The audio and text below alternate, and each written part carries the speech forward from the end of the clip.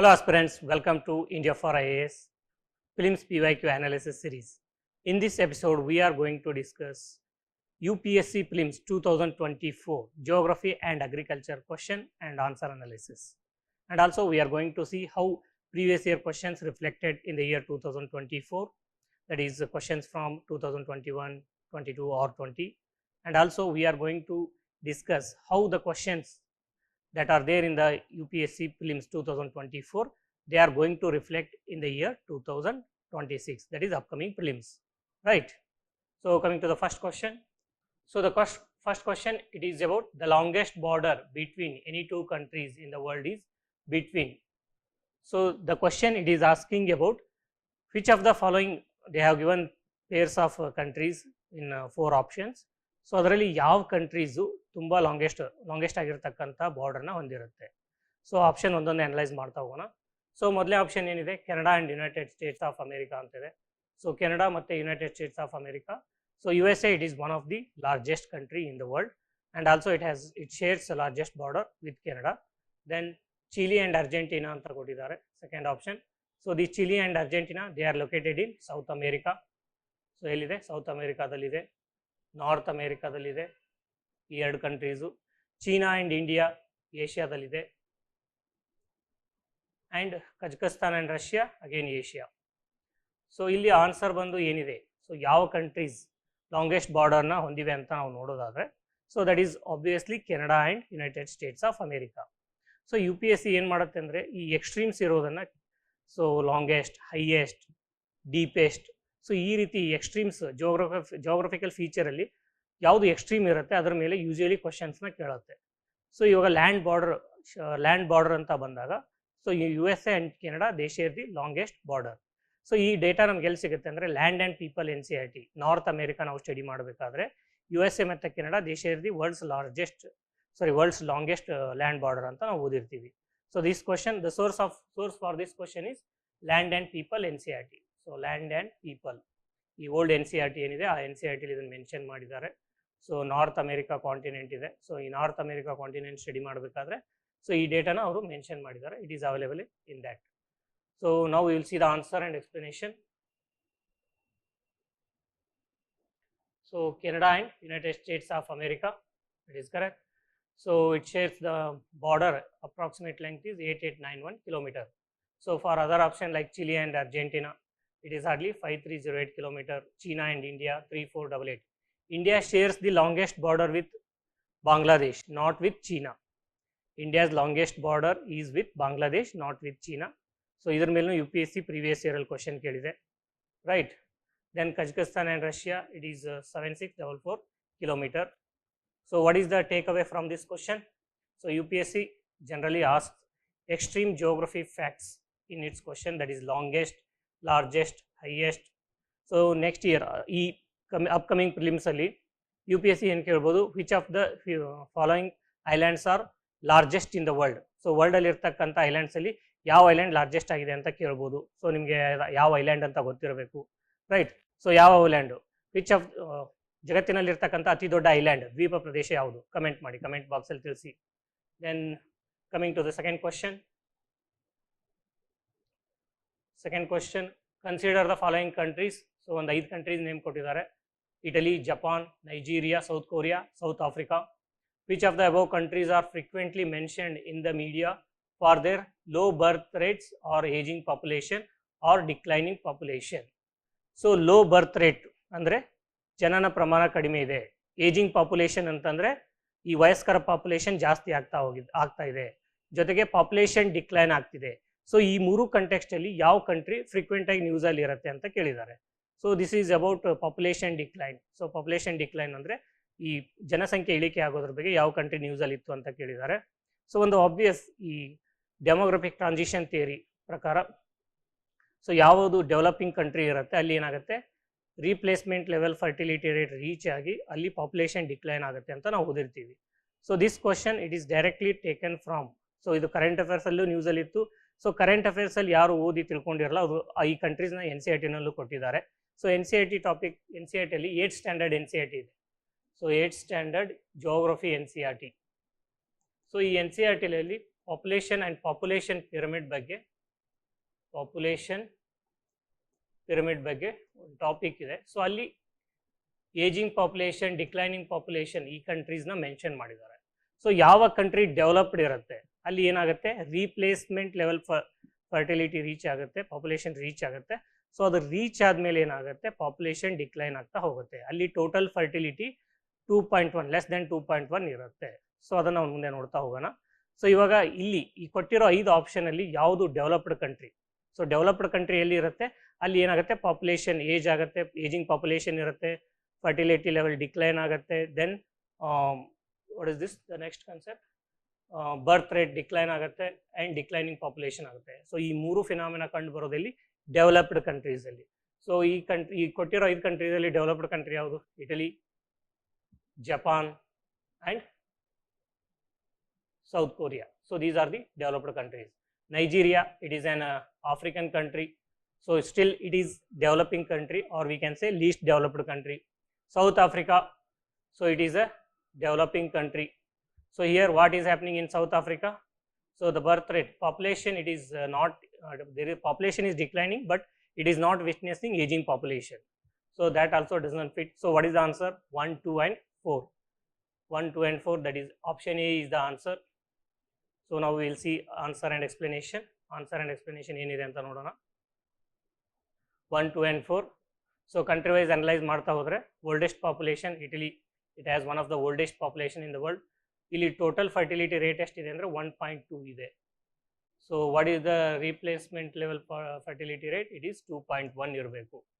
So ಇಲ್ಲಿ ಏನಾಗ್ತಿದೆ, population decline ಆಗ್ತಿದೆ ಆ್ಯಂಡ್ ಏಜಿಂಗ್ ಕ್ರೈಸಿಸ್, ಅಂದರೆ ಈ ವಯಸ್ಕರ ಪ್ರಮಾಣ, ಪಾಪ್ಯುಲೇಷನಲ್ಲಿ ವಯಸ್ಸಾದವ್ರದ್ದು, ಹಿರಿಯ ನಾಗರಿಕರ ಸಂಖ್ಯೆ ಏನಾಗ್ತಿದೆ, ಜಾಸ್ತಿ ಆಗ್ತಾ ಹೋಗ್ತಿದೆ. Then Japan, this is the classical example for super ageing society. ಜಪಾನಲ್ಲಿ ಇರ್ತಕ್ಕಂಥ ಪಾಪ್ಯುಲೇಷನ್ ಏನಾಗ್ತಿದೆ, ಸೊ ಏಜ್ ಇರೋ ಈ ವಯಸ್ಕರ ಪ್ರಮಾಣ ಏನಾಗ್ತಿದೆ ಅಲ್ಲಿ ಇಟಲಿಗಿನ ಜಾಸ್ತಿ ಇದೆ, super ageing. So that is the meaning. Then its work force is shrinking, ಅಂದರೆ ದುಡಿಯುವ ಕೈಗಳು ಕಡಿಮೆ ಆಗ್ತಿದೆ. And also population is declining. So ಇಲ್ಲಿ ಟೋಟಲ್ ಫರ್ಟಿಲಿಟಿ ರೇಟ್ ಎಷ್ಟಿದೆ ಅಂದರೆ 1.2 ಇಂದ 1.3 ವರೆಗೂ ಇದೆ. Nigeria high fertility rate. So total fertility rate ಎಷ್ಟಿದೆ? 5+ ಇದೆ. So it doesn't fit into this, right. So rapid population growth ಇದೆ. ಇಲ್ಲಿ ಪಾಪ್ಯುಲೇಷನ್ ಏನಾಗ್ತಿದೆ, ಕಂಟಿನ್ಯೂಸ್ ಆಗಿ ಗ್ರೋತ್ ಆಗ್ತಿದೆ. ಆ್ಯಂಡ್ ಯೂತ್ಫುಲ್ ಪಾಪ್ಯುಲೇಷನ್ ಜಾಸ್ತಿ ಇದೆ, ಅಂದರೆ ಈ ದುಡಿಯುವ ಕೈಗಳು, ಸೊ ಯುವಕರ ಸಂಖ್ಯೆ ನೈಜೀರಿಯಾದಲ್ಲಿ ಜಾಸ್ತಿ ಇದೆ. There is no ageing population. So South Korea, world's lowest fertility rate, below 1. TFR ಎಷ್ಟಿದೆ? ಲೆಸ್ ದ್ಯಾನ್ 1 ಇದೆ. South Africa, it is not on ageing population, but there is a low birth crisis. Population is relatively young in South Africa also, right? So apart from this Italy, Japan and South Korea, so we have Germany, Spain, recently China. So China, it doesn't fit into this aging population as of now. So Germany and Spain, these are the other countries where the population is declining, aging population is happening and birth rate is low, right? So ಈ ಕ್ವಶನ್ನ source ಆಗಿಟ್ಕೊಂಡು UPSC ಈ ವರ್ಷ 2026 ಪ್ರಿಲಿಮ್ಸಲ್ಲಿ demographic transition theory ಅಂತ ಇದೆ, demographic transition theory. So ಈ topic ಮೇಲೆ question ಕೇಳ್ಬೋದು. ಅಥವಾ population pyramid ಅಂತ ಇದೆ NCERTಲಿ, ಪಾಪ್ಯುಲೇಷನ್ ಪಿರಮಿಡ್. ಈ ಪಾಪ್ಯುಲೇಷನ್ ಪಿರಮಿಡ್ ಮೇಲೆ ಏನು ಮಾಡ್ಬೋದು, ಕ್ವಶನ್ಸ್ನ ಕೇಳ್ಬೋದು. So you have to go through both these concept. So whatever mentioned in the NCERT, 8th standard NCERTನಲ್ಲಿ ಸೊ ಈ ಎಲ್ಲ ಕನ್ಸೆಪ್ಟ್ನ ಎಕ್ಸ್ಪ್ಲೇನ್ ಮಾಡಿದ್ದಾರೆ. So that is very important from examination point of view.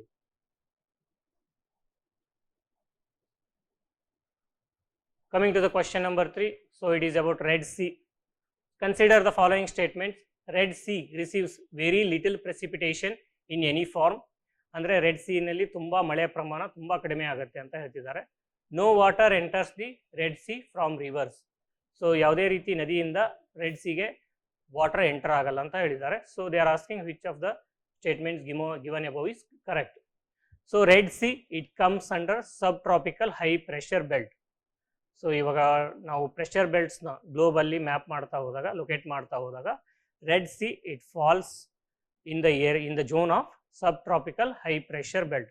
Sub tropical high pressure belt ಎಲ್ಲಿರುತ್ತೆ ಅಲ್ಲಿ ಏನಾಗ್ತಿರುತ್ತೆ, ಏರು descend ಆಗ್ತಾ ಇರುತ್ತೆ, ಮೇಲಿಂದ ಕೆಳಗಡೆ ಡಿಸೆಂಡ್ ಆಗ್ತಾ ಇರುತ್ತೆ.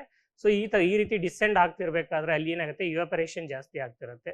ಸೊ ಅಲ್ಲಿ ಇವಾಪರೇಷನ್ ಜಾಸ್ತಿ ಆಗುತ್ತೆ and then there is no or very little formation of the what is this cloud formation because of the descending air descend ಆಗ್ತಿರೋದ್ರಿಂದ ಅಲ್ಲಿ ಯಾವುದೇ ರೀತಿಯಾದ ಕ್ಲೌಡ್ ಫಾರ್ಮೇಷನ್ ಆಗ್ತಿರಲ್ಲ. So that is one of the reason. ಈ cloud formation ಆಗ್ತಿಲ್ಲ, condensation ಆಗ್ತಿಲ್ಲ ಅಂತಂದರೆ so ಅಲ್ಲಿ ಯಾವುದೇ ರೀತಿಯ ಮಳೆ ಆಗುವಂಥ ಚಾನ್ಸಸ್ಗಳು ತುಂಬ ಕಡಿಮೆ ಇರುತ್ತೆ. So that is the meaning of the statement 1. So statement 1 it is correct. Reason being Red Sea, it falls under subtropical high pressure belt, right? Then coming to the statement 2, no water enters the Red Sea from rivers. So ಯಾವುದೇ ನದಿ red ಸಿಗೆ enter ಆಗಲ್ಲ ಅಂತ ಹೇಳ್ತಿದ್ದಾರೆ. So Red Sea previous year UPSC question ಅಲ್ಲಿ ಯಾವ ರೀತಿ ಇತ್ತಂತಂದ್ರೆ, so previous year UPSC question ನೀವು ಸಾಲ್ವ್ ಮಾಡಿದ್ರೆ ಮ್ಯಾಪ್ ಬೇಸ್ಡ್ ಕ್ವಶನ್ ಅಲ್ಲಿ ನೀವು ರೆಡ್ ಸಿ ರಿಲೇಟೆಡ್ ಅಥವಾ countries surrounding Red Sea study ಮಾಡಬೇಕಾದ್ರೆ ನೀವು ಅಬ್ಸರ್ವ್ ಮಾಡಿದ್ರೆ ಮ್ಯಾಪ್ನ ಕೇರ್ಫುಲ್ ಆಗಿ, ಸೊ ಯಾವುದೇ ಒಂದು ರಿವರು ರೆಡ್ ಸಿನ ಎಂಟರ್ ಆಗಲ್ಲ. No river joins the red Sea. So that is the meaning. So ಆ ಆ್ಯಂಗಲಿಂದ ಕೂಡ ಏನಿದೆ statement 2 it is correct. So no river enters the red Sea. So it is a map based question. ಇದನ್ನೆಲ್ಲೂ ನಾವು ಓದಿರಬೇಕು ಅಂತ rules ಇಲ್ಲ. So coming to the map, so here we have Red Sea. So ಇಲ್ಲಿ Red Sea ಇದೆ. So Red Sea ಇದೆ, ಇಲ್ಲಿ ಯಾವುದಾದ್ರೂ ರಿವರ್ ರೆಡ್ ಸಿ ಜಾಯ್ನ್ ಆಗುತ್ತಾ? ಆಗಲ್ಲ.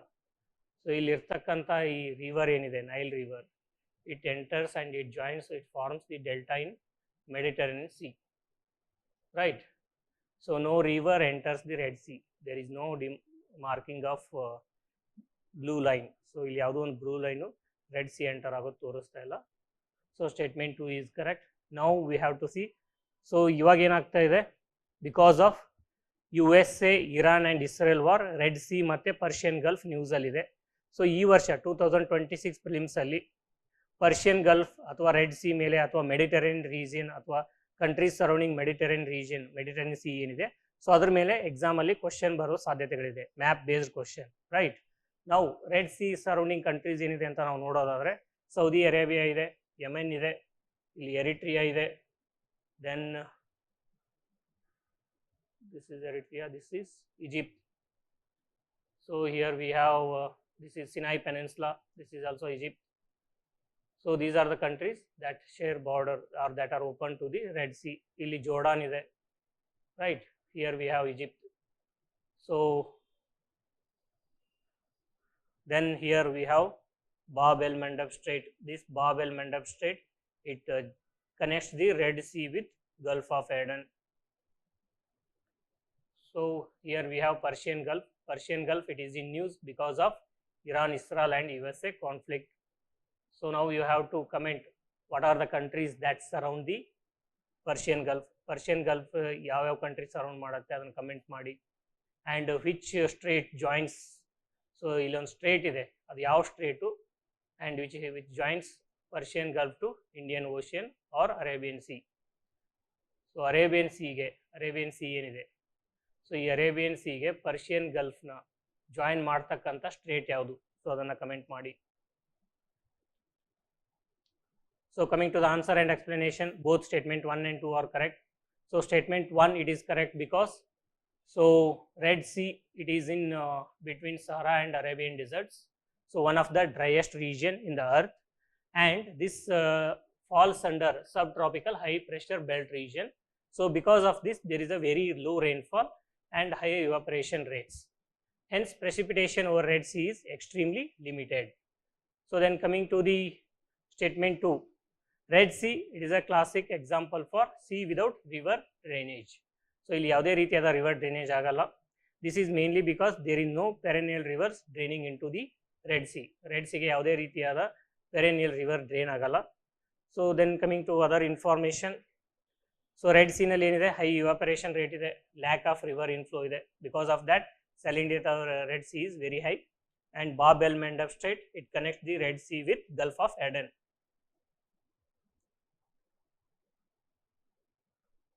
So coming to the fourth question, so it is a statement based question. Here they have given two statements. We have to analyze both the statement and we have to answer. So coming to the statement 1, the atmosphere is heated more by incoming solar radiation than by the terrestrial radiation. Then statement 2, carbon dioxide and other greenhouse gases in the atmosphere are good absorber of long wave radiation. So this question, so it is taken directly from the NCERT, that is Fundamentals of Physical Geography. So ಈ fundamentals of physical geography NCERTಯಲ್ಲಿ so ಯಾವ ರೀತಿ atmosphere, especially the troposphere, lower layer of atmosphere ಇದೆ, so ಇದು ಯಾವ ರೀತಿ heat ಆಗುತ್ತೆ ಅಂತ ಕ್ಲಿಯರ್ ಆಗಿ ಎಕ್ಸ್ಪ್ಲೇನ್ ಮಾಡಿದ್ದಾರೆ. ಸೊ ಗ್ರೀನ್ ಹೌಸ್ ಕಾನ್ಸೆಪ್ಟ್ನ ಒಂದು ತಗೊಂಡು ಆ ಗ್ರೀನ್ ಹೌಸ್ ಕಾನ್ಸೆಪ್ಟ್ ಮುಖಾಂತರ ಯಾವ ರೀತಿ ಎಕ್ಸ್ಪ್ಲೇನ್ ಮಾಡಿದ್ದಾರೆ. ಸೊ ಅರ್ತ್ ಅಟ್ಮಾಸ್ಫಿಯರ್ ಇದೇನಿದೆ, the lower troposphere, it is transparent to the incoming solar radiation. ಅಂದರೆ ಇನ್ಕಮಿಂಗ್ ಸೋಲಾರ್ ರೇಡಿಯೇಷನ್ ಏನಿದೆ ಅದು ಶಾರ್ಟ್ ವೇವ್ ಫಾರ್ಮಲ್ಲಿ ಇರುತ್ತೆ, ಅದ್ರ ವೇವ್ ಲೆಂತ್ ಶಾರ್ಟ್ ಆಗಿರುತ್ತೆ. And it is transparent. Transparent means it allows the incoming solar radiation and it does not absorb. So ಈ troposphere ಏನಿದೆ, troposphere or atmosphere, so it does not absorb the incoming solar radiation, so it is transparent.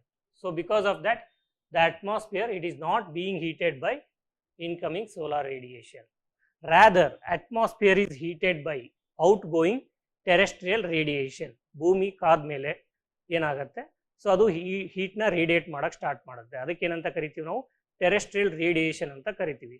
So ಈ ಭೂಮಿಯ ವಾತಾವರಣ ಏನಿದೆ atmosphere, ಅದು heat ಆಗೋದು terrestrial radiation ಇಂದ, ಸೂರ್ಯನಿಂದ ಬರ್ತಕ್ಕಂಥ ರೇಡಿಯೇಷನ್ ಇಂದ ಅದು ಹೀಟ್ ಆಗಲ್ಲ. Rather it is being heated by terrestrial radiation. But statement 1 ಏನು ಕೊಟ್ಟಿದ್ದಾರೆ, ರಿವರ್ಸ್ ಕೊಟ್ಟಿದ್ದಾರೆ.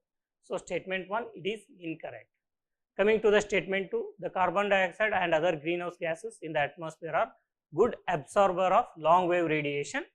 That is correct. Statement 2 correct ಇದೆ.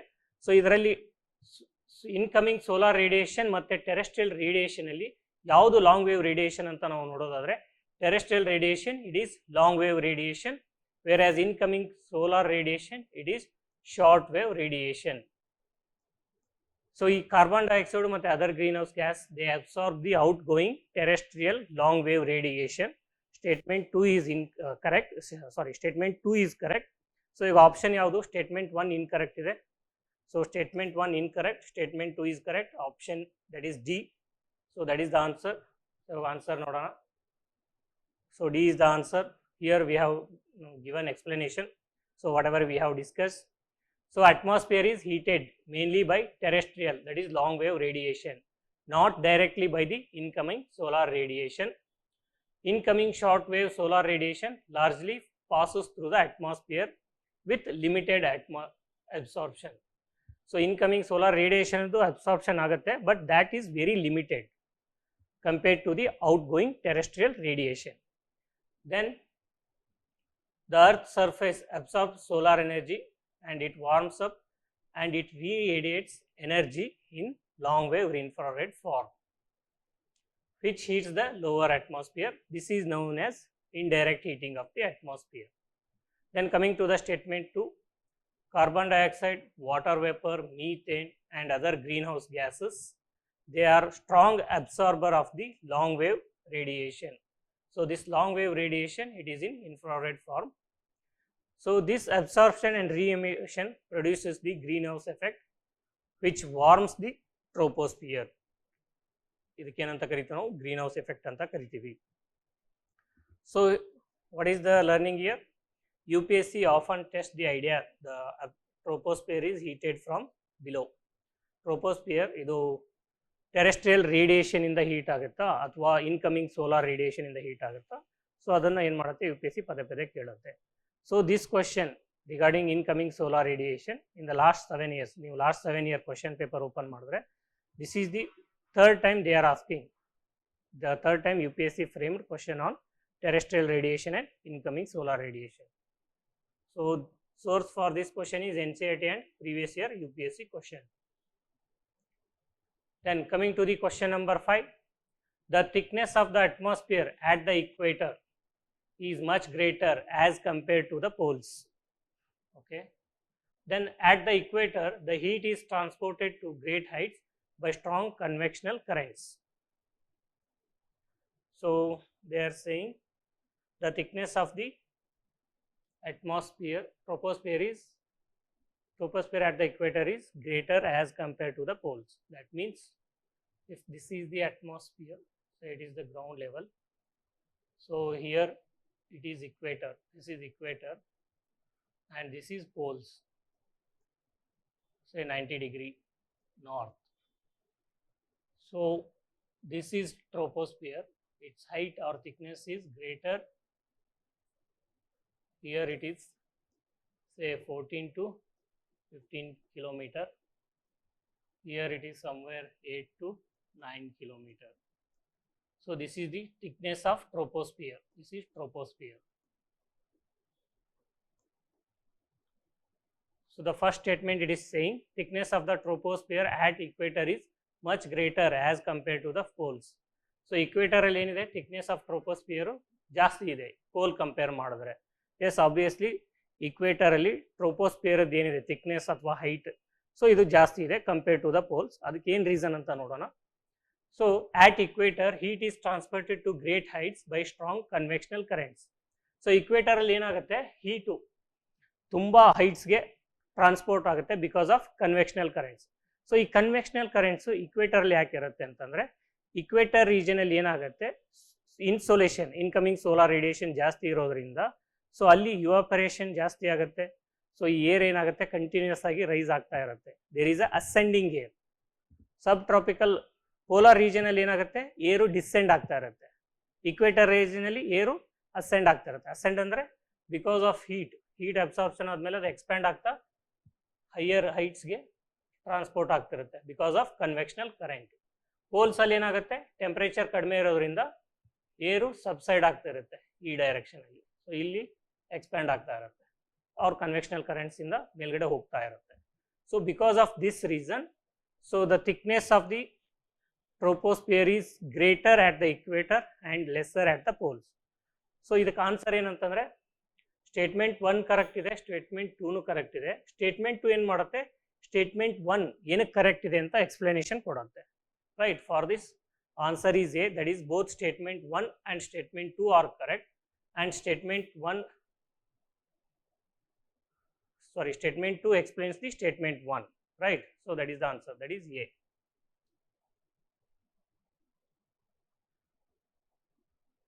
Troposphere, it is thickest around 16 to 18 kilometer. At poles it is 8 to 10 kilometer.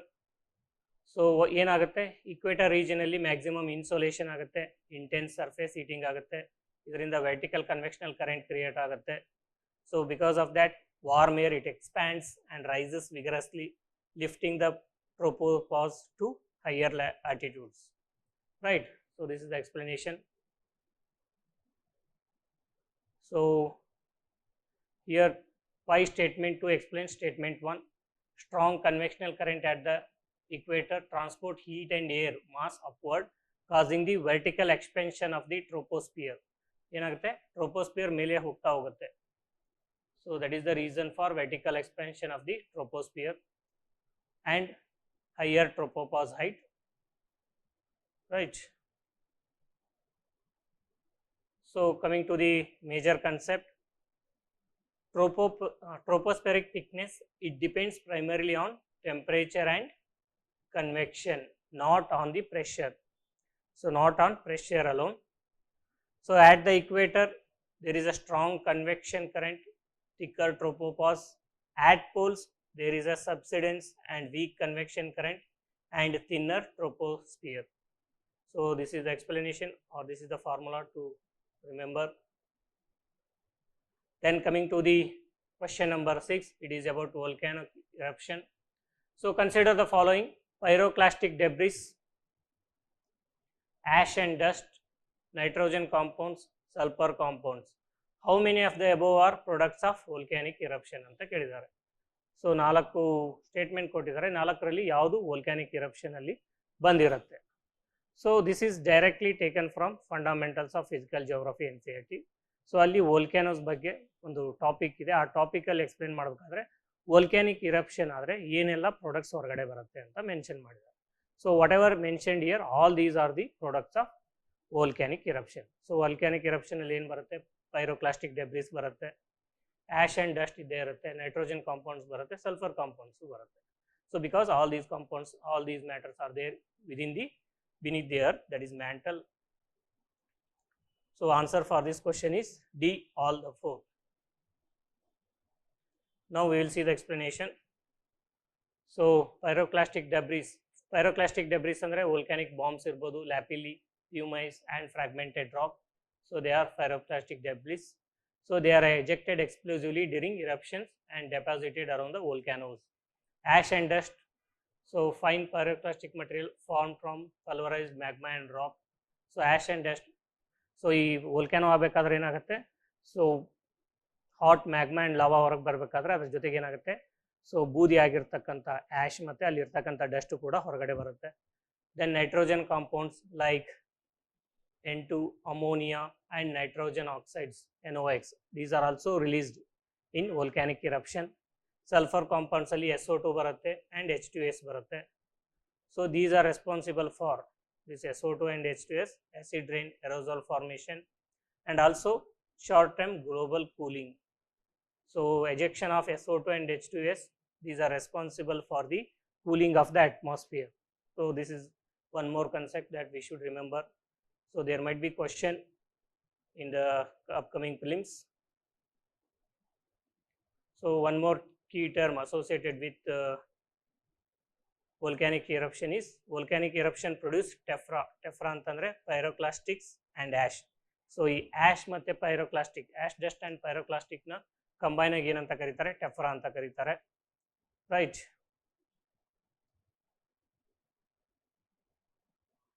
Coming to the question number 7, which of the following are correct inference from isothermal maps in the month of January? So January month ಅಲ್ಲಿ isotherm maps ನ, so ಈ isotherm ಏನಿದೆ, isotherm means what? Isotherm ಅಂತಂದ್ರೆ the lines that join equal temperature on the surface of earth. So surface of earth ಮೇಲೆ equal temperature ಎಲ್ಲೆಲ್ಲಿ ಇರುತ್ತೆ ಅದನ್ನ line ನ ಜಾಯಿನ್ ಮಾಡ್ತಾ ಹೋಗ್ತಾರೆ. For example 26 degree Celsius, so ಇದು ಎಲ್ಲೆಲ್ಲಿ ಇರುತ್ತೆ ಆ ಲೈನ್ನ ಏನು ಮಾಡ್ತಾರೆ, ಜಾಯಿನ್ ಮಾಡ್ತಾ ಹೋಗ್ತಾರೆ. ಸೊ ಈ 26 ಡಿಗ್ರಿ ಸೆಲ್ಸಿಯಸ್ ಲೈನ್ ಟೆಂಪ್ರೇಚರ್ ಎಲ್ಲೆಲ್ಲಿ ಇರುತ್ತೆ ಆ ಲೈನ್ ಜಾಯಿನ್ ಮಾಡಿದಾಗ ಸೊ 26 ಡಿಗ್ರಿ ಸೆಲ್ಸಿಯಸ್ ಐಸೋಥರ್ಮ್ ಬರುತ್ತೆ. ಸೊ ಅದೇ ರೀತಿ 30 degree Celsius, 15 degree Celsius, 5 degree Celsius. So ಈ ರೀತಿ ಐಸೋಥರ್ಮ್ ಏನು ಮಾಡ್ತಾರೆ, ಡ್ರಾ ಮಾಡ್ತಾರೆ. ಸೊ ಇವಾಗ ಸ್ಟೇಟ್ಮೆಂಟ್ಸ್ ನಾವು ನೋಡೋದಾದರೆ, so that is with respect to the month of January. In the month of January ಅಂತ ಕೇಳಿದ್ದಾರೆ. So the isotherm deviate to the north over the ocean. January ಮಂತಲ್ಲಿ ಐಸೋಥರ್ಮ್ ಏನಾಗುತ್ತೆ, ಓಷನಲ್ಲಿ ನಾರ್ತಿಗೆ ಡಿವಿಯೇಟ್ ಆಗುತ್ತೆ and south over the continent ಅಂತ ಹೇಳ್ತಿದ್ದಾರೆ. Again this question it is a repetition of the previous year question. Previous year ಕ್ವಶನಲ್ಲಿ ಏನಂತ ಕೇಳಿದರು, so isotherm related to ocean and land ಮಾಸಲ್ಲಿ ಯಾವ ರೀತಿ ಬಿಹೇವ್ ಮಾಡುತ್ತೆ, so during in the northern hemisphere ಅಂತ ಒಂದು ಕ್ವಶನ್ ಬಂದಿತ್ತು. ಸೊ ಅದನ್ನೇ ಇಲ್ಲಿ ಏನು ಮಾಡಿದ್ದಾರೆ, ರಿಪಿಟೇಷನ್ ಮಾಡಿದ್ದಾರೆ. The presence of cold ocean currents like Gulf Stream, North Atlantic Drift make the North Atlantic Ocean colder and the isothermal bend towards the north ಅಂತ ಹೇಳಿದ್ದಾರೆ. ಸೊ ಇಲ್ಲಿ ನಾವು ತಿಳ್ಕೊಬೇಕಾಗಿರೋದು ಏನಂದರೆ, in the month of January ಅಂತಂದರೆ, in the month of January in northern hemisphere ಏನಿರುತ್ತೆ, northern ಹೆಮಿಸ್ಫಿಯರಲ್ಲಿ winter ಇರುತ್ತೆ. ಸೊ ಮಂತ್ ಆಫ್ ಜನವರಿನಲ್ಲಿ ನಾರ್ದರ್ನ್ ಹೆಮಿಸ್ಫಿಯರಲ್ಲಿ ವಿಂಟರ್ ಇರೋದ್ರಿಂದ ಕಾಂಟಿನೆಂಟ್ ಏನಾಗುತ್ತೆ, ಬೇಗ ಕೂಲ್ ಆಗುತ್ತೆ, ಬೇಗ ಹೀಟ್ ಆಗುತ್ತೆ.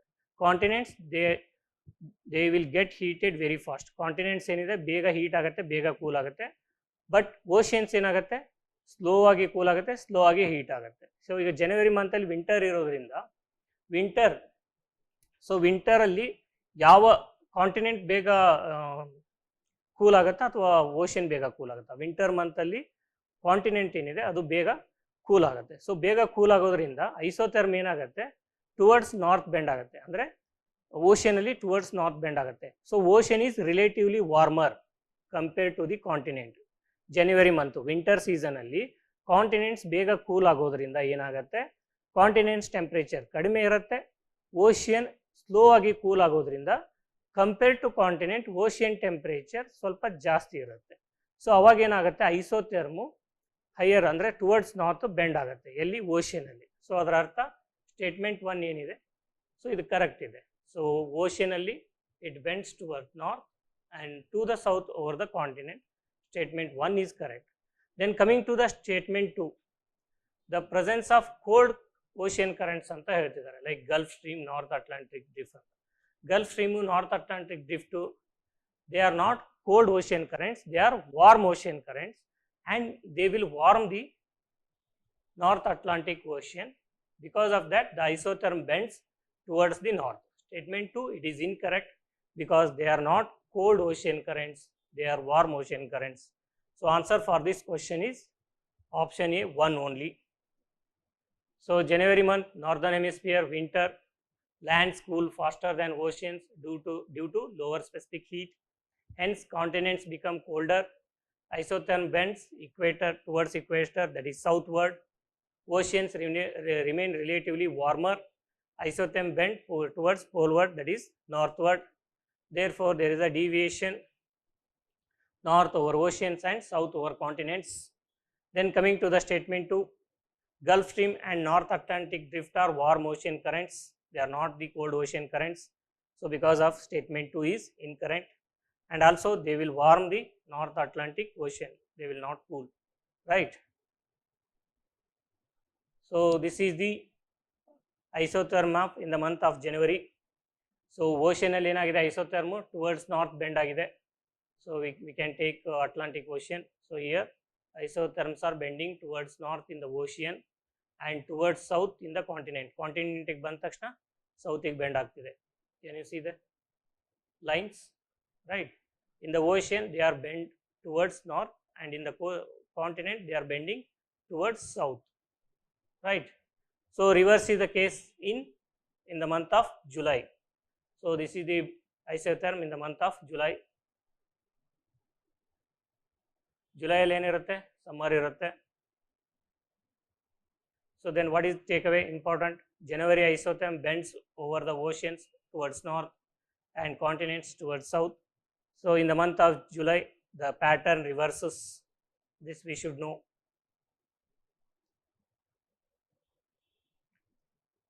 Then coming to the question number 8. Question number 8 ಏನಿದೆ ಅಂತ ನೋಡ್ತಾ ಹೋದ್ರೆ, which of the following countries are well known as the 2 largest cocoa producers in the world? Cocoa producer. Cocoa, it is a which crop? It is a tropical crop.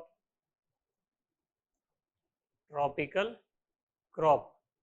So ಈ ಕೊಟ್ಟಿರ್ತಕ್ಕಂಥ countries ಅಲ್ಲಿ ಯಾವುದು tropical region ಅಲ್ಲಿ ಬರುತ್ತೆ and which of the following are the well known for largest producer of the cocoa? So cocoa, while studying the land and people NCERT Africa continent study ಮಾಡಬೇಕಾದ್ರೆ so ಅಲ್ಲಿ ಮುಖ್ಯ ಬೆಳೆಗಳೇನಿದೆ Africa continent ಅಲ್ಲಿ, so one of the major produce from the Africa is cocoa. So it is used in various industries. So various ಇಂಡಸ್ಟ್ರೀಸ್ನಲ್ಲಿ use ಮಾಡ್ತಾರೆ. So option ಏನು ಈ ಕ್ವಶನ್ಗೆ ಆನ್ಸರ್ ಏನು ಅಂತಂದರೆ Cote de Ivory Coast and Ghana. So these are the major producer, right. So again in other option Algeria, Morocco ಕೊಟ್ಟಿದ್ದಾರೆ, Botswana and Namibia ಕೊಟ್ಟಿದ್ದಾರೆ. Botswana ಆದಮೇಲೆ already Botswana is famous for diamond production. ಇದನ್ನ already previous ಇಯರಲ್ಲಿ 2 ಸಾರಿ question ಕೇಳಿದ್ದಾರೆ, 23, 21 something. Then Namibia ಕೇಳಿಲ್ಲ, ಈ ವರ್ಷ ನಮೀಬಿಯಾ ಮೇಲೆ ಕೇಳ್ಬೋದು. ಅಲ್ಜೀರಿಯಾ ಅಥವಾ ಮೊರೊಕೊ ಮೇಲೆ ಕೇಳ್ಬೋದು. ಮಡಗಾಸ್ಕರ್ ಮೇಲೆ ಕೇಳಿಲ್ಲ, ಇದ್ರ ಮೇಲೆ ಕೇಳ್ಬೋದು. ಮೊಜಾಂಬಿಕ್ ಮೇಲೆ ಕೇಳಿಲ್ಲ, ಇದ್ರ ಮೇಲೆ ಕೇಳ್ಬೋದು, right. So answer for this question is option C, Cote de Ivory Coast and Ghana. So now we will see the answer and explanation.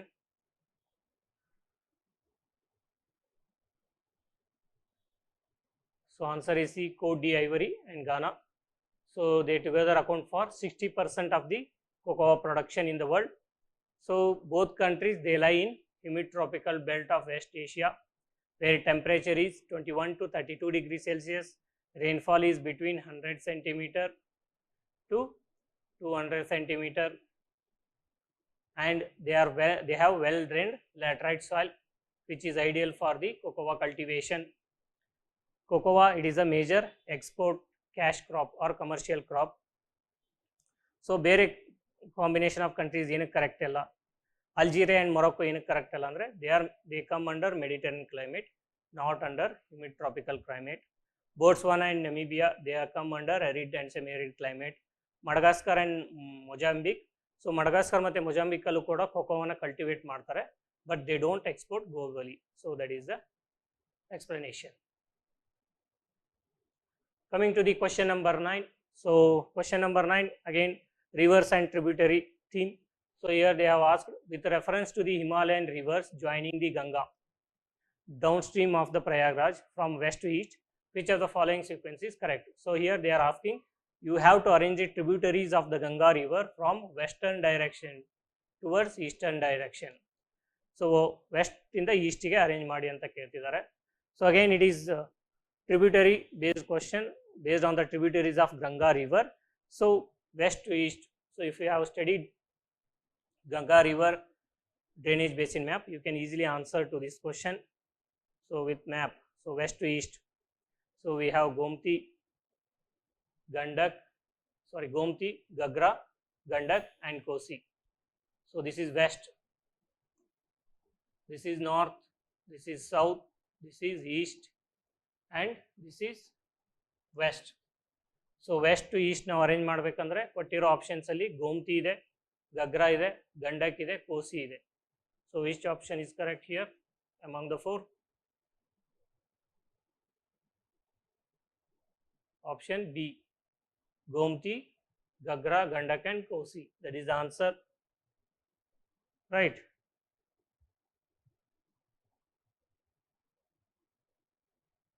Then coming to the other tributaries of Ganga river.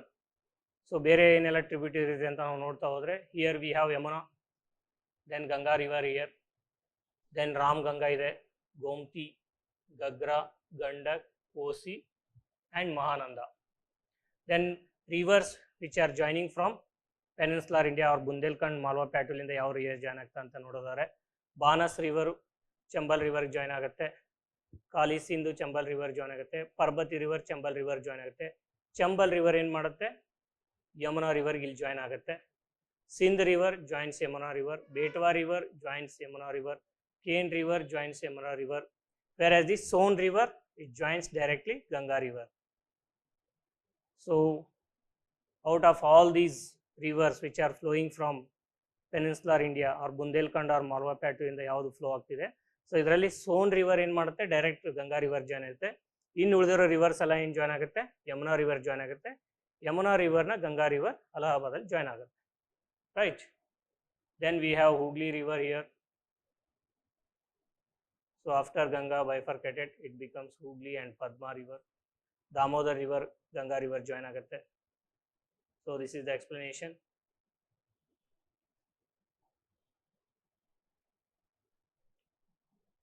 So coming to the question number 10, consider the following statement. Here 3 statements are given. Statement 1, rainfall is one of the reasons for weathering of rocks. Statement 2, rainwater contains carbon dioxide in solution. Statement 3, rainwater contains atmospheric oxygen. So ಈ question ಅಲ್ಲಿ weathering ಮೇಲೆ ಕೇಳ್ತಿದ್ದಾರೆ, weathering and erosion. So that is the topic. So ಇಲ್ಲಿ ಏನಾಗುತ್ತೆ, rainfall ಇಂದ weathering ಆಗುತ್ತೆ. So rainfall contents CO2, rainfall contents O2 ಅಂತ ಹೇಳ್ತಿದ್ದಾರೆ. ಸೊ ಈ ಕೆಮಿಕಲ್ ವೆದರಿಂಗ್ ಅಂತ ಕೇಳಿದ್ದೀರಾ, ಫಿಸಿಕಲ್ ವೆದರಿಂಗ್ ಅಂತ ಕೇಳಿದ್ದೀರಾ. ಸೊ ಕೆಮಿಕಲ್ ವೆದರಿಂಗ್ ಯಾವ ರೀತಿ ಆಗುತ್ತೆ, ಕಾರ್ಬೋನೇಷನ್ ಇಂದ ಆಗುತ್ತೆ, ಹೈಡ್ರೋಲೈಸಿಸ್ ಇಂದ ಆಗುತ್ತೆ, ಸೊಲ್ಯೂಷನ್ ಫಾರ್ಮ್ ಇಂದ ಆಗುತ್ತೆ. ಸೊ ಬೇರೆ ಬೇರೆ chemical, there are various methods of chemical weathering. So ಅದರಿಂದ ಏನಾಗುತ್ತೆ ಕೆಮಿಕಲ್ ವೆದರಿಂಗ್ ಆಗುತ್ತೆ.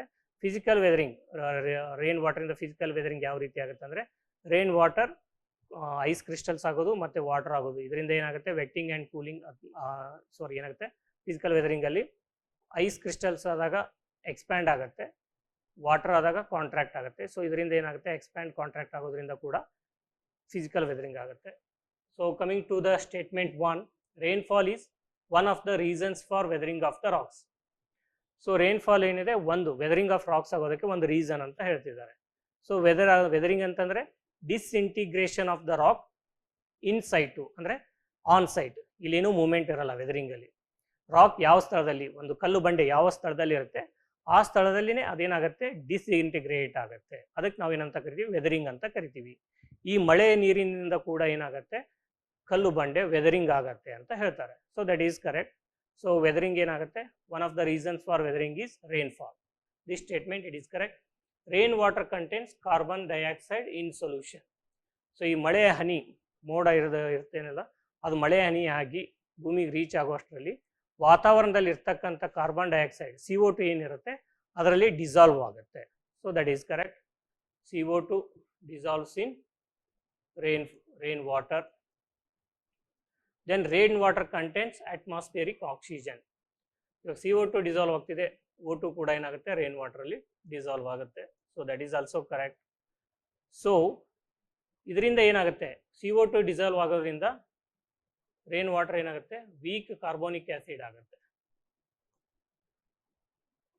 O2 ಡಿಸಾಲ್ವ್ ಆಗೋದ್ರಿಂದ ಏನು ಮಾಡುತ್ತೆ rain water, it helps in farming oxidation reaction. So ಮಳೆ ಹನಿ, ಆಕ್ಸಿಜನ್ ಡಿಸಾಲ್ವ್ ಆಗಿರ್ತಕ್ಕಂಥ ಮಳೆ ಹನಿ ಯಾವ ಕಲ್ಲು ಬಂಡೆ ಮೇಲೆ ಬೀಳುತ್ತೆ, ಅಲ್ಲಿ ಇರ್ತಕ್ಕಂಥ ಐರನ್ ಏನಿರುತ್ತೆ ಅದನ್ನು ಏನು ಮಾಡುತ್ತೆ, ಆಕ್ಸಿಡೇಷನ್ ಮಾಡುತ್ತೆ. ಅದೇ ರೀತಿ ಬೇರೆ ಮೆಟಲ್ಸ್ ಏನಾದರೂ ಇದ್ದರೆ, ಓರ್ಸ್ ಇದ್ದರೆ ಅದನ್ನು ಆಕ್ಸಿಡೇಷನ್ ಮಾಡುತ್ತೆ. ಸೊ ಅದೇ ರೀತಿ CO2 ಡಿಸಾಲ್ವ್ ಆಗಿರ್ತಕ್ಕಂಥ ರೇನ್ ವಾಟರ್ ಏನು ಮಾಡುತ್ತೆ, it acts as a weak carbonic acid and it helps in disintegrating the rocks on the side. So statement 2 and 3 are also correct. So answer ಏನಂತಂದರೆ both statement 2 and statement 3 are correct and both of them explain statement 1. So option A is correct. Statement 2 correct ಇದೆ, statement 3 correct ಇದೆ. So ಆ statement 2 and 3 ಏನು ಮಾಡುತ್ತೆ, statement 1 explain ಮಾಡುತ್ತೆ. So ಯಾವ ರೀತಿ explain ಮಾಡುತ್ತೆ, ಕಾರ್ಬನ್ ಡೈಆಕ್ಸೈಡು ನೀರಿನೊಂದಿಗೆ ಮಳೆ ಹನಿಯೊಂದಿಗೆ ಸೇರಿಕೊಂಡು ವೀಕ್ ಕಾರ್ಬೋನಿಕ್ ಆಕ್ಸೈಡ್ ಮಾಡುತ್ತೆ. ಸೊ ಅದರಿಂದ ಏನಾಗುತ್ತೆ, ರಾಕ್ಸು ವೆದರ್ ಆಗುತ್ತೆ. And rain water contents atmospheric oxygen. So ಈ ಆಕ್ಸಿಜನ್ ಏನು ಮಾಡುತ್ತೆ, ಸೊ ಕಲ್ಲು ಬಂಡೆನ ಆಕ್ಸಿಡೇಷನ್ ಪ್ರೊಸೆಸ್ಗೆ ಒಳಪಡಿಸುತ್ತೆ. ಅದರಿಂದ ಕೂಡ ಏನಾಗುತ್ತೆ, ರಿಯಾಕ್ಷನ್ ಆಗಿ ಕಲ್ಲು ಬಂಡೆ ಡಿಸ್ಇಂಟಿಗ್ರೇಟ್ ಆಗ್ತಾ ಹೋಗುತ್ತೆ. So this is the explanation. Rainfall contributes to chemical weathering and physical weathering. So it promotes processes such as solution, carbonation, oxidation, hydration and hydrolysis. Mechanical weathering and ಯಾವ ರೀತಿ ಆಗುತ್ತೆ ಅಂದರೆ ವೆಟ್ಟಿಂಗ್ ಆ್ಯಂಡ್ ಡ್ರೈಯಿಂಗ್ ಸೈಕಲ್ಸ್ ಇಂದ ಆಗುತ್ತೆ. Rain water contains carbon dioxide in solution, that is correct. Rain water dissolves atmospheric CO2 forming weak carbonic acid H2CO3 ಆಗುತ್ತೆ. So this weak carbonic acid, it dries the carbonation, that is one of the chemical weathering, carbonation one of the chemical weathering, especially in limestone area dalli enagutte carbonation inda effective agi weathering agutte. So hence statement 2 explains statement 1.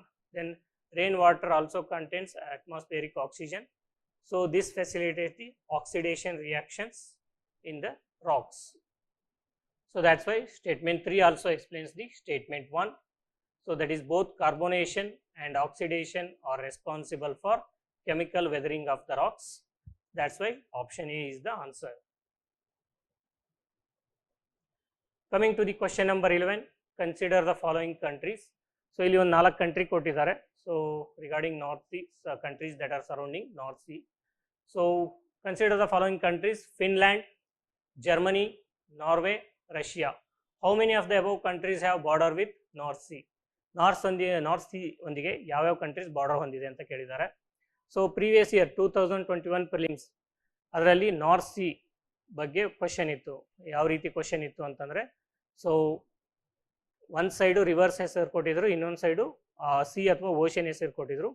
ಯಾವ river ಯಾವ ಸಿಗೆ join ಆಗುತ್ತೆ ಅಂತ peer base question ಇತ್ತು. ಈ peer base ಕ್ವಶನಲ್ಲಿ ಈ Thames river iris ಸಿಗೆ join ಆಗುತ್ತೆ ಅಂತ ಕೊಟ್ಟಿದ್ರು. But Thames river it joins the north C.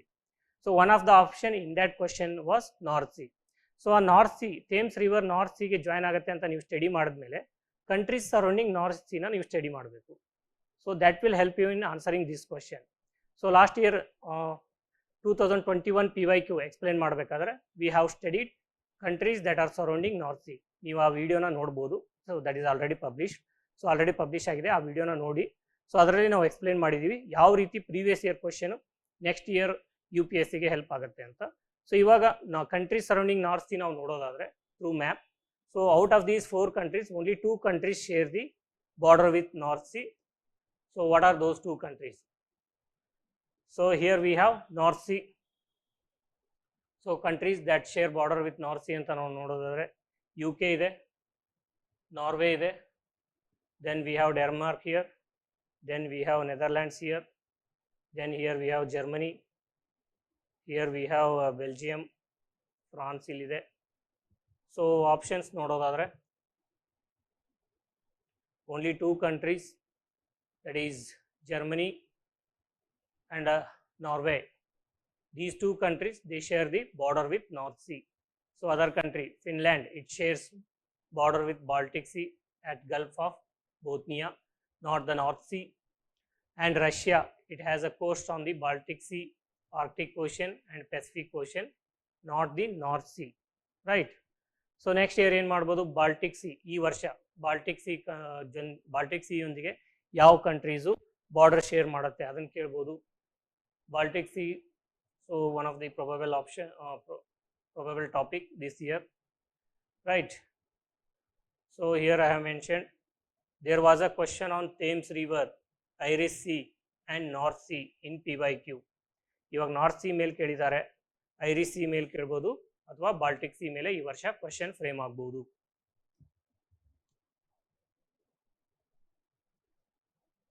Coming to the question number 12, consider the following information: waterfall, region and river. So ಇಲ್ಲಿ 3 pairs ಕೊಟ್ಟಿದ್ದಾರೆ. So first pair Dhuandhar waterfall, region Malwa ಅಂತ ಕೊಟ್ಟಿದ್ದಾರೆ, Narmada river ಅಂತ ಕೊಟ್ಟಿದ್ದಾರೆ. Second one Hundru waterfall, Chotanagpur region, Subarnarekha river ಅಂತ ಕೊಟ್ಟಿದ್ದಾರೆ. Third one Gerusoppa, Western Ghats, Netravati river ಅಂತ ಕೊಟ್ಟಿದ್ದಾರೆ.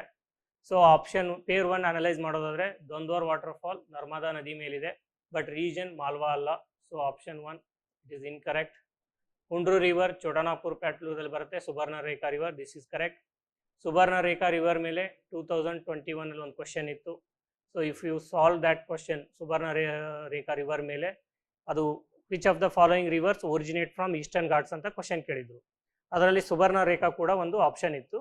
ಸೊ ನಾವು ಸ್ಟಡಿ ಮಾಡಿದಾಗ Subarnarekha river it originates from Chotanagpur plateau, not Western Ghats ಅಂತ ಆ ಕ್ವಶನ್ ಅನಲೈಸ್ ಮಾಡಬೇಕಾದ್ರೆ ಡಿಸ್ಕಸ್ ಮಾಡಿದ್ವಿ. So along with that we have to also study the waterfalls and river association. So ಯಾವ river ಮೇಲೆ ಯಾವ ವಾಟರ್ಫಾಲ್ ಇದೆ, ಯಾವ ರಿವರ್ ಮೇಲೆ ಯಾವ ಸಿಟಿ ಲೊಕೇಟ್ ಆಗಿದೆ. ಸೊ ಇವಾಗ ಬೆಂಗಳೂರು ಸಿಟಿನಲ್ಲಿ ಯಾವ ರಿವರ್ ಹಾದೋಗುತ್ತೆ, ವೃಷಭಾವತಿ ನದಿ ಹಾದೋಗುತ್ತೆ. ಸೊ ಅದನ್ನು ನಾವು ಸ್ಟಡಿ ಮಾಡಬೇಕು. ಹೈದರಾಬಾದ್ ಮೂಸಿ ರಿವರ್. ಸೊ ಈ ರೀತಿ cities and what is this river ಅದನ್ನು ಸ್ಟಡಿ ಮಾಡಬೇಕು. Rivers and waterfalls, rivers and national parks, ಈ ರೀತಿ ಪೇರ್ ಬೇಸ್ಡ್ ಕ್ವಶನ್ಸ್ ಬರುತ್ತೆ. Rivers and tributary. ಸೊ ಇಲ್ಲಿ ರಿವರ್ಸ್ ಆ್ಯಂಡ್ ವಾಟರ್ಫಾಲ್ಸ್ ಮೇಲೆ ಕೇಳಿದ್ದಾರೆ. So pair 2 it is correct. Gerusoppa Western ಘಾಟ್ಸಲ್ಲಿದೆ, ನೇತ್ರಾವತಿ ರಿವರ್ ಅಲ್ಲ, Sharavati river. So this option is incorrect. Answer for this question is only 1, option A. So now we will see the answer and explanation. Only 1. So this is not the Malwa region, it is Mahakoshal region. Second one, it is correct. Third one, it is not Netravati river, it is Sharavati river, right? Coming to the question number 13. So again pair based question.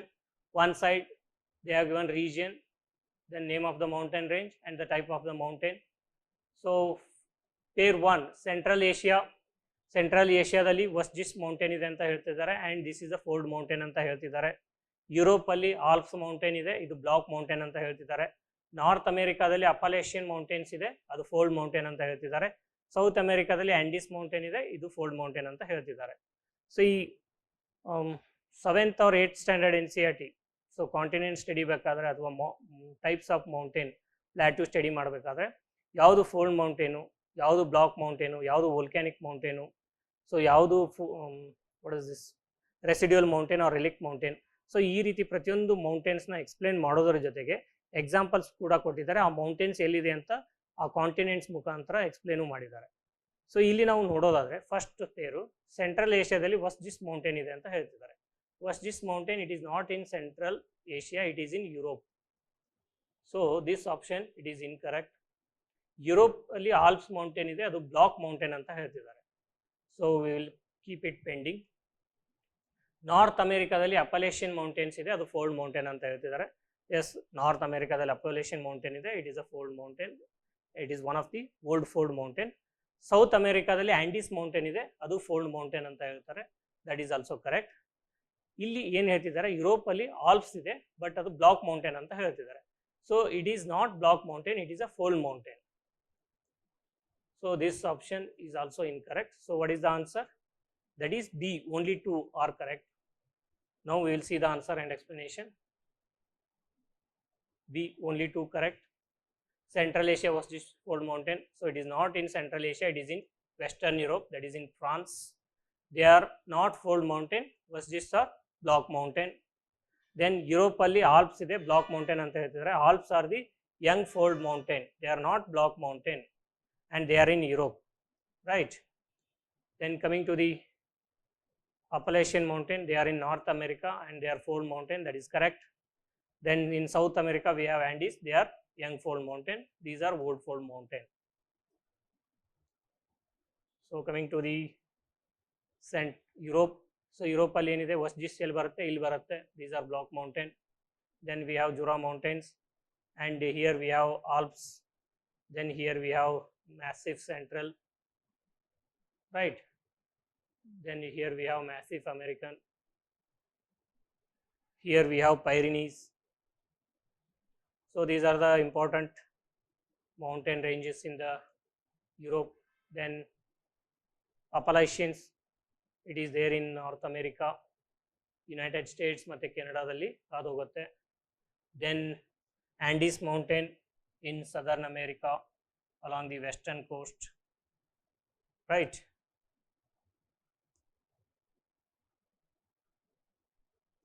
So coming to the question number 14, with reference to water vapor, which of the following statements is are correct? So water vapor melide, atmosphere alli irtakanta water vapor mele, again it is a repetition of previous year question. So this question, it has been taken from fundamentals of physical geography, ಈ NCERT ಏನಿದೆ ಅಲ್ಲಿಂದ ತಗೊಂಡಿದ್ದಾರೆ. So it is gas, the amount of which decreases with altitude. So water vapor ಏನಾಗುತ್ತೆ, height increase ಆದಂಗೆಲ್ಲ water ವೇಪರ್ದು amount ಏನಾಗುತ್ತೆ, ಕಡಿಮೆ ಆಗ್ತಾ ಹೋಗುತ್ತೆ ಅಂತ ಹೇಳಿದ್ದಾರೆ.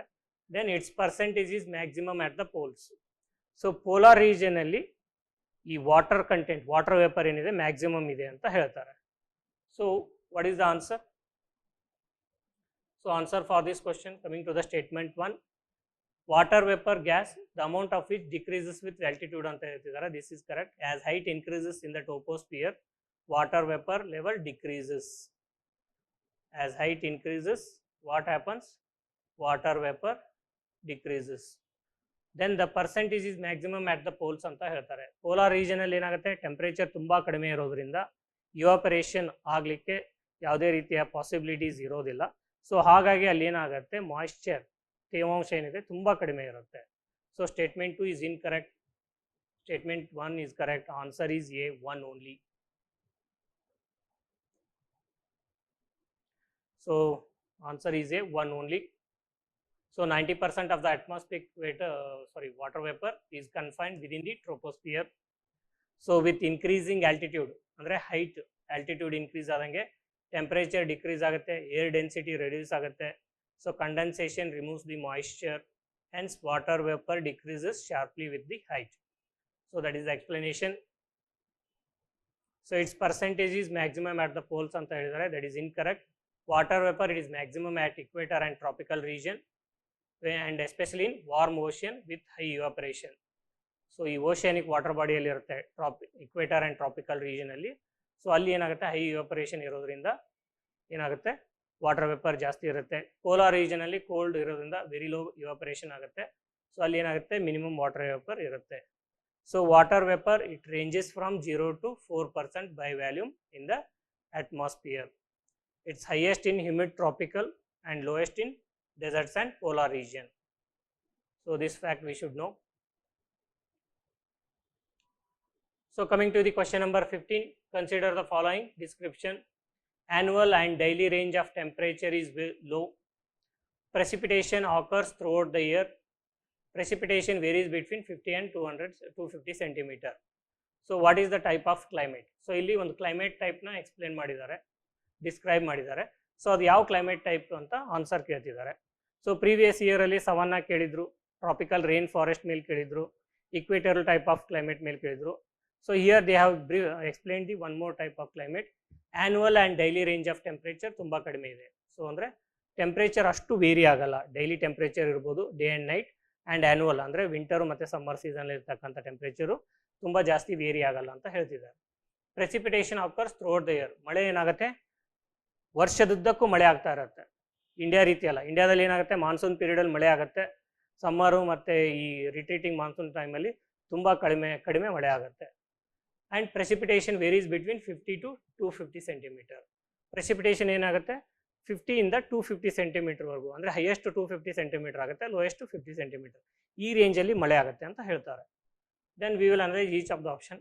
ಫಸ್ಟು ಇಕ್ವೇಟರಲ್ ಕ್ಲೈಮೇಟ್ ಅಂತ ಕೊಟ್ಟಿದ್ದಾರೆ. ಇಕ್ವೇಟರಲ್ ಕ್ಲೈಮೇಟಲ್ಲಿ ವರ್ಷದುದ್ದಕ್ಕೂ ಮಳೆ ಆಗುತ್ತೆ, right. Precipitation occurs throughout the year and annual and daily range of temperature is low. This is also correct. Then coming to the statement 3, equatorial climate ಅಲ್ಲಿ ಯಾವಾಗಲೂ ಮಳೆ ಏನಿರುತ್ತೆ 200 centimeter above ಇರುತ್ತೆ, ಬಟ್ ಇಲ್ಲಿ 50 to 250 centimeter ರೇಂಜ್ ಕೊಟ್ಟಿದ್ದಾರೆ. So equatorial type of climate it is not correct. China type climate ಅಲ್ಲಿ ವರ್ಷದುದ್ದಕ್ಕೂ ಮಳೆ ಆಗಲ್ಲ, ಅಲ್ಲಿ ಸಮ್ಮರ್ ಪೀರಿಯಡ್ ಅಲ್ಲಿ ಮಾತ್ರ ಮಳೆ ಆಗುತ್ತೆ. So this is also not correct. Then humid and subtropical climate, ಇಲ್ಲಿ daily annual and daily range of temperature ಸ್ವಲ್ಪ ಜಾಸ್ತಿ ಇರುತ್ತೆ. ದಟ್ ಈಸ್ ಸ್ಟೇಟ್ಮೆಂಟ್ 1 ಏನಾಗುತ್ತೆ, ಇದು ಫಿಟ್ ಆಗಲ್ಲ. ಸೊ ಉಳಿದಿರೋದು marine west coast climate, that is the answer.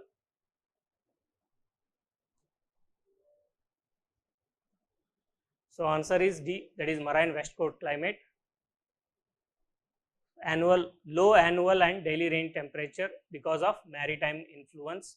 So marine west coast climate andre, so ಈ coastal ರೀಜನದಲ್ಲಿ western coast ಏನಿರುತ್ತೆ, ಸೊ ಅಲ್ಲಿ ಈ ವೆಸ್ಟರ್ಲಿ ವಿಂಡ್ ಇನ್ಫ್ಲೂಯೆನ್ಸ್ ಆಗ್ತಾ, ಸೊ ಈ ವೆಸ್ಟರ್ನ್ ಕೋಸ್ಟಲ್ ರೀಜನ್ ಇರ್ತಕ್ಕಂಥ ಈ ಪ್ಲೇಸಸ್ ಏನಿರುತ್ತೆ ಅಲ್ಲಿ ಈ ಮರೈನ್ ವೆಸ್ಟ್ ಕೋಸ್ಟ್ ಕ್ಲೈಮೇಟ್ ಕಂಡು ಬರುತ್ತೆ. ಅದರಿಂದ ಏನಾಗುತ್ತೆ, because of marine influence, maritime influence, daily ಮತ್ತು ಆ್ಯನ್ಯುವಲ್ ರೇಂಜ್ ಆಫ್ ಟೆಂಪ್ರೇಚರ್ ಏನಿರುತ್ತೆ ಕಡಿಮೆ ಇರುತ್ತೆ, ವರ್ಷದುದ್ದಕ್ಕೂ ಮಳೆ ಆಗುತ್ತೆ, ರೈನ್ಫಾಲು 50 to 250 centimeter ಇರುತ್ತೆ. This is mainly because westerlies plus cyclonic activity. So the major reason is westerly and cyclonic activity. So this is the explanation. So again here why other options are not correct ಅಂತ explain ಮಾಡಿದ್ದಾರೆ. So you can take it as a screenshot or you can note it down. So it is also mentioned. So source for this question is G.C. Leong.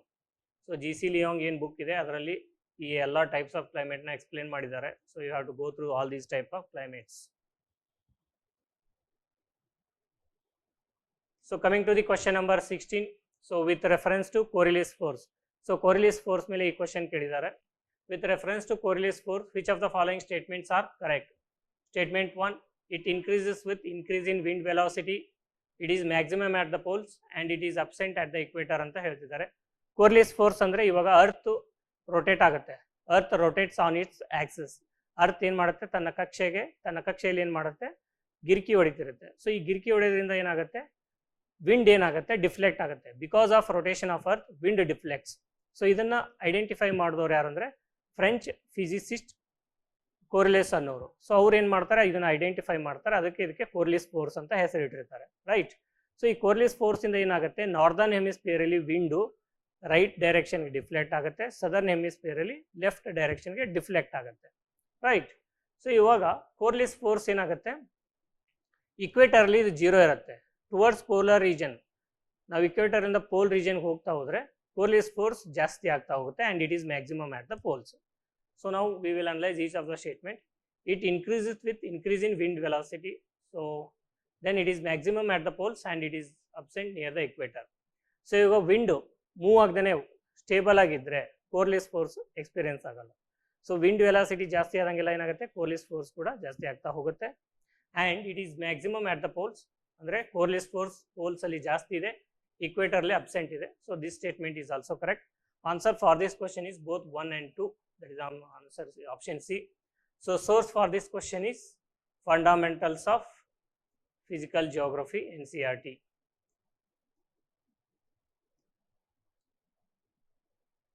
So here we have given explanation whatever we have discussed now. So this explanation it is there in NCERT also, you can go through. So answer for this question is C, that is both 1 and C.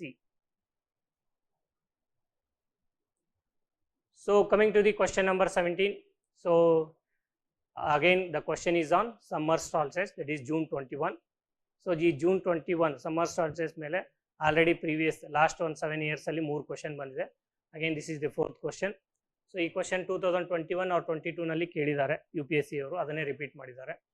So ಬೇರೆ ಫಾರ್ಮ್ಯಾಟಲ್ಲಿ ಇಲ್ಲಿ on June 21 every year which of the following latitudes experience a sunlight of more than 12 hours. So more than 12 hours sunlight ಅಂದರೆ day time more than 12 hours ಈ ಯಾವ ಲ್ಯಾಟಿಟ್ಯೂಡ್ಸಲ್ಲಿ ಕಂಡು ಬರುತ್ತೆ ಅಂತ ಹೇಳಿದ್ದಾರೆ. So we will analyse each of the options ಇಕ್ವೇಟರ್ಲಿ throughout year ವರ್ಷದುದ್ದಕ್ಕೂ 12 ಅವರ್ ಏನಿರುತ್ತೆ ಡೇ ಇರುತ್ತೆ ಆ್ಯಂಡ್ 12 ಅವರ್ ಏನಿರುತ್ತೆ ನೈಟ್ ಇರುತ್ತೆ. So this option it is incorrect. Tropic of Cancer, so Tropic of Cancer ಅಂತಂದರೆ ಸೊ ಸಮ್ಮರ್ ಸಾಲ್ಸ್ಟಿಸ್ ಅಂದರೆ June 21 sun it is tilted towards ಇದು ಸನ್ ಏನಾಗುತ್ತೆ ಟ್ರಾಪಿಕ್ ಆಫ್ ಕ್ಯಾನ್ಸರ್ ಮೇಲೆ ಬಂದಿರುತ್ತೆ. ಸೊ ಅಲ್ಲಿ ಏನಾಗುತ್ತೆ ಡೇ ಜಾಸ್ತಿ ಇರುತ್ತೆ ನೈಟ್ ಕಡಿಮೆ ಇರುತ್ತೆ. So Tropic of Cancer it is correct. Tropic of Capricorn ಅಂತ ಕೊಟ್ಟಿದ್ದಾರೆ. ಟ್ರಾಪಿಕ್ ಆಫ್ ಕ್ಯಾನ್ಸರಲ್ಲಿ ಸಮ್ಮರ್ ಸಾಲ್ಸ್ಟಿಸ್ ಇದ್ದರೆ ಟ್ರಾಪಿಕ್ ಆಫ್ ಕ್ಯಾಪ್ರಿಕಾನಲ್ಲಿ ವಿಂಟರ್ ಸಾಲ್ಸ್ಟಿಸ್ ಇರುತ್ತೆ. ಇಲ್ಲಿ ಡೇ ಜಾಸ್ತಿ ಇದ್ದರೆ ಇಲ್ಲಿ ನೈಟ್ ಜಾಸ್ತಿ ಇರುತ್ತೆ. ಸೊ ಎರಡು ಒಂದಕ್ಕೊಂದು ಅಪೋಸಿಟ್ ಇರುತ್ತೆ. So this is incorrect. Arctic circle, so Arctic circle it is 66.5 degree towards north ಇರೋದ್ರಿಂದ ಸೊ ಇಲ್ಲಿ ಕೂಡ ಏನಾಗುತ್ತೆ ಡೇ ಮೋರ್ ದ್ಯಾನ್ 12 ಅವರ್ಸ್ ಇರುತ್ತೆ. So this is also correct. So answer is D 2 and 4. 2 and 4 is the answer. So here the explanation is given, right? So whatever we have discussed so far, that is given here, and the question is based on this diagram. So ಈ diagram ಮೇಲೆ question ಕೇಳಿದ್ದಾರೆ. So summer solstice, that is June 21st ಅಲ್ಲಿ ಏನಾಗುತ್ತೆ, so this sun is north pole, it is tilted towards sun. So ಇಲ್ಲಿ continuous daylight ಇರುತ್ತೆ. So ಇಲ್ಲಿ ನಮಗೇನಿದೆ ಇದು equator ಇದೆ, ಇಲ್ಲಿ ಇಕ್ವೇಟರಿಂದ ಇಲ್ಲಿ ಏನಿರುತ್ತೆ ಟ್ರಾಪಿಕ್ ಆಫ್ ಕ್ಯಾನ್ಸರ್ ಇದೆ, ಇಲ್ಲಿ ಆರ್ಕ್ಟಿಕ್ ಸರ್ಕಲ್ ಇದೆ, ಇಲ್ಲಿ Tropic of Capricorn Antarctic Circle ಇರುತ್ತೆ. ಸೊ ನಾರ್ದರ್ನ್ ಹೆಮಿಸ್ಫಿಯರ್ ಡೇ ಜಾಸ್ತಿ ಇರುತ್ತೆ, ಸದರ್ನ್ ಹೆಮಿಸ್ಫಿಯರಲ್ಲಿ ನೈಟ್ ಜಾಸ್ತಿ ಇರುತ್ತೆ, right? So this year they may ask question on either equinox or winter solstice. So coming to the question number 18, so about total fertility rate. Total fertility rate ಮೇಲೆ questions ಕೇಳಿದ್ದಾರೆ. The total fertility rate in any economy is defined as, so our definition ಕೊಟ್ಟಿದ್ದಾರೆ. Option A, the number of children born per 1000 people in the population in a year. So per 1000 population ಏನು children ಹುಡ್ತಾರೆ ಅದಕ್ಕೆ. So ಇದಕ್ಕೆ ನಾವೇನಂತ ಕರಿತೀವಿ, crude birth rate ಅಂತ ಕರಿತೀವಿ. Crude birth rate, it is not total fertility rate.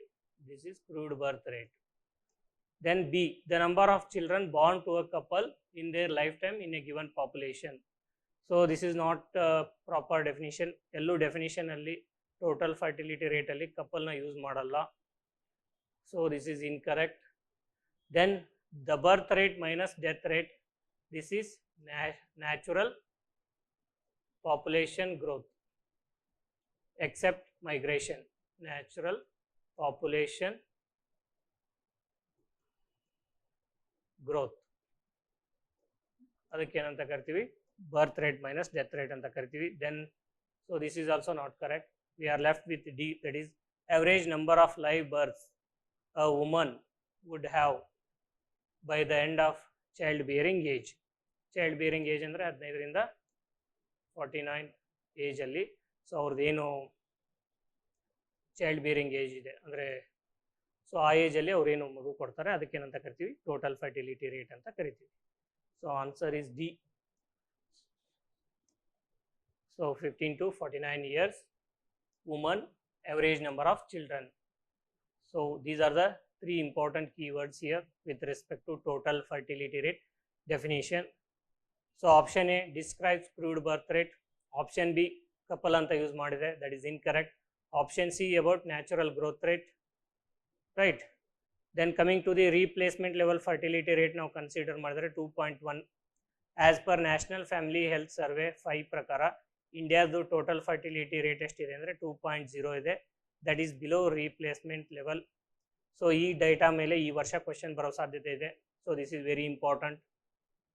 So this is all about 2024 UPSC prelims geography and agriculture question.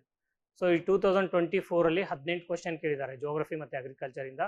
So again the geography part, the number of questions from geography part it is increasing. 2025ಅಲ್ಲೂ ಕೂಡ increase ಆಗಿರುತ್ತೆ. ಈ ವರ್ಷ 2026ಅಲ್ಲೂ ಕೂಡ ಜೋಗ್ರಫಿಯಿಂದ questions ಜಾಸ್ತಿ question ಬರೋ ಸಾಧ್ಯತೆಗಳಿವೆ. So those who are preparing for 2026 prelims, so ಇಲ್ಲಿರೋ ಕ್ವಶನ್ಸ್ ಪ್ರತಿಯೊಂದು ಕ್ವಶನ್ಸಲ್ಲಿ ಕೊಟ್ಟಿರೋ ಪ್ರತಿಯೊಂದು ಆಪ್ಷನ್ನು ಥರವಾಗಿ ಪ್ರಿಪೇರ್ ಆಗೋಗಿ, ಸೊ ಆಪ್ಷನ್ಸಿಂದಾನೇ ಈ ವರ್ಷ ಕೂಡ ಕ್ವಶನ್ಸ್ ಬರೋ ಸಾಧ್ಯತೆಗಳಿವೆ. So all the best for your 2026 prelims. Thank you for watching. See you in the next video. All the best.